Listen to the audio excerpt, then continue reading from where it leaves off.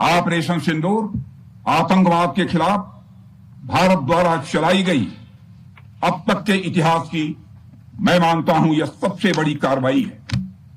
35-40 वर्षों से भारत सरहद पार से चलाई जा रही आतंकवाद का सामना कर रहा है। आज भारत ने पूरी दुनिया को यह साफ कर दिया है, यह स्पष्ट कर दिया है कि आतंकवाद के खिलाफ हम किसी भी हद तक जा सकते हैं। साथियों, आतंकवादियों ने पहलगाम में आतंकवादी घटना को अंजाम देकर भारत के मस्तक पर चोट पहुंचाने की कोशिश की है। भारत की सामाजिक एकता को तोड़ने का भी प्रयास किया गया है। उन्होंने भारत के माथे पर वार किया, हमने उनकी छाती पर वार किया है और छाती पर घाव किया है।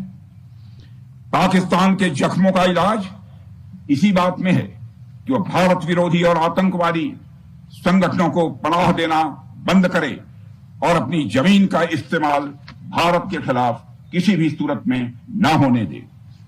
साथियों, आपको याद होगा कि लगभग 21 साल पहले स्वर्गीय अटल बिहारी वाजपेयी जी के सामने इसी पाकिस्तान ने इस्लामाबाद में डिक्लेरेशन किया था कि अब उनकी धरती से आतंकवाद एक्सपोर्ट नहीं किया जाएगा। मगर पाकिस्तान ने भारत को धोखा दिया है, पाकिस्तान ने भारत को छला है और आज भी वह धोखा दे रहा है।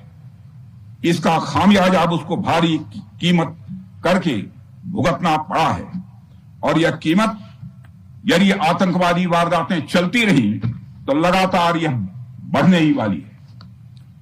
हमारे प्रधानमंत्री श्री नरेंद्र मोदी जी ने दो टूक शब्दों में आतंकवाद के खिलाफ भारत की नीति को रीडिफाइन कर दिया है, इसे परिभाषित कर दिया है, जो यह कहती है कि हिंदुस्तान की सरजमी पर किया गया कोई भी आतंकी हमला एक एक्ट ऑफ वार माना जाएगा।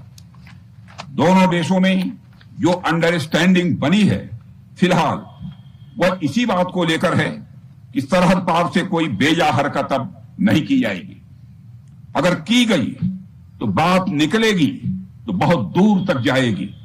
साथ ही हमारे प्रधानमंत्री ने यह भी साफ कर दिया है, आतंक और बातचीत कदापि एक साथ नहीं चलेंगे और अगर बात होगी तो आतंकवाद पर होगी और पाक ऑक्युपाइड कश्मीर पर ही होगी।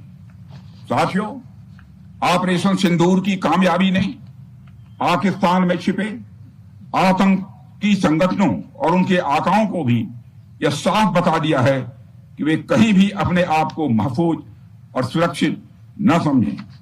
अब वे हमारे बहादुर भारतीय सेनाओं के निशाने पर हैं। दुनिया जानती है हमारी सेनाओं का निशाना अचूक है और वो जब वो निशाना लगाते हैं तो गिनती करने का काम वह दुश्मनों पर छोड़ देते हैं। साथियों, आज आतंकवाद के खिलाफ भारत की प्रतिज्ञा कितनी कठोर है इसका पता इसी बात से चलता है कि हमने उनके न्यूक्लियर ब्लैकमेल की भी परवाह नहीं की।